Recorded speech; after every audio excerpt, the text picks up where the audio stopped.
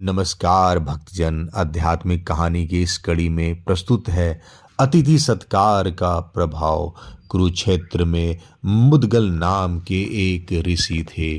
वे धर्मात्मा, जितेंद्रिय और सत्यनिष्ठ थे। ईर्ष्या और क्रोध उनमें नाम भी न था। जब किसान खेत से अन्न काट लेते और गिरा हुआ अन्न भी चुन लेते, तब उन खेतों में जो दाने बचे रहते उन्हें मुदगल जी एकत्र कर लेते। कबूतर के समान वे थोड़ा ही अन्न एकत्र करते थे और उसी से अपने परिवार का भरण पोषण करते थे। आए हुए अतिथि का उसी से वे सत्कार भी किया करते थे। पूर्णमासी तथा अमावस्या के श्राद्ध तथा इष्टकृत हवन भी वे संपन्न करते थे। महात्मा मुदगल एक पक्ष में एक द्रोण भरे अन्न एकत्र कर लाते थे।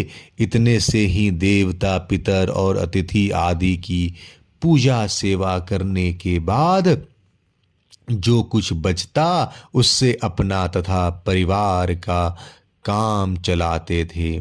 महर्षि मुदगल के दान की महिमा सुनकर महामुनि दुर्वासा जी ने उनकी परीक्षा करने का निश्चय किया। वे सिर मुड़ाए, नंग धड़ंग पागलों जैसा वेश बनाए कठोर वचन कहते मुदगल जी के आश्रम में पहुंचकर भोजन मांगने लगे। महर्षि मुदगल ने बड़ी श्रद्धा भक्ति के साथ दुर्वासा जी का स्वागत किया। अर्घ्य आदि देकर उनकी पूजा की और फिर उन्हें भोजन कराया।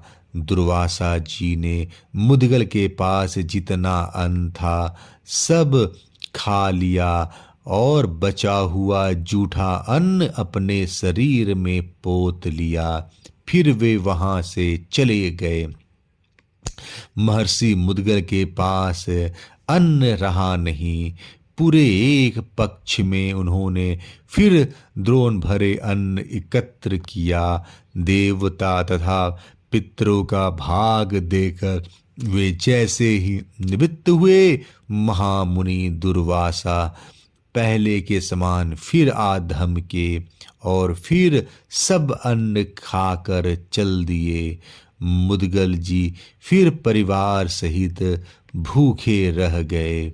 एक दो बार नहीं, पूरे 6 पक्ष तक इसी प्रकार दुर्वासा जी आते रहे। प्रत्येक बार उन्होंने मुदगल का सारा अन्न खा लिया। मुदगल जी भी उन्हें भोजन कराकर फिर अन्न के दाने चुनने में लग जाते थे। उनके मन में क्रोध, खीज, घबराहट आदि का स्पर्श भी नहीं हुआ। दुर्वासा के प्रति भी उनका पहले के समान आदर भाव बना रहा। महामुनि दुर्वासा अंत में प्रसन्न होकर महर्षि वो इस प्रकार बोले, महर्षि, संसार में तुम्हारे समान ईर्ष्या रहित अतिथि सेवी कोई नहीं है। क्षुधा इतनी बुरी होती है कि वह मनुष्य के धर्म, ज्ञान तथा धैर्य को नष्ट कर देती है, किंतु तुम पर वह अपना प्रभाव नहीं दिखा सकी। इंद्रिय निग्रह, धैर्य, दान, सत्य, शम, दम तथा दया आदि धर्म तुम में पूर्ण प्रतिष्ठित है। विप्रश्रेष्ठ, तुम अपने इस शरीर से स्वर्ग जाओ। महामुनि दुर्वासा के इतना कहते ही देवदूत स्वर्ग से विमान लेकर वहां आए। और उन्होंने मुद्गल जी से उसमें बैठने की प्रार्थना की।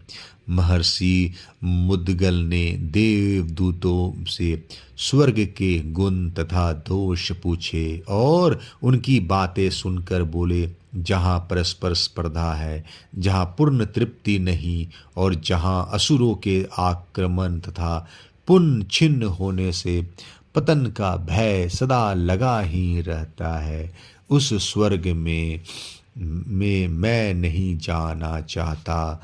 देवदूतों को विमान लेकर लौट जाना पड़ा। महर्षि मुद्गल ने कुछ ही दिनों में अपने त्यागमय जीवन तथा भगवत भजन के प्रभाव से भगवत धाम को प्राप्त किया। जय श्री कृष्ण।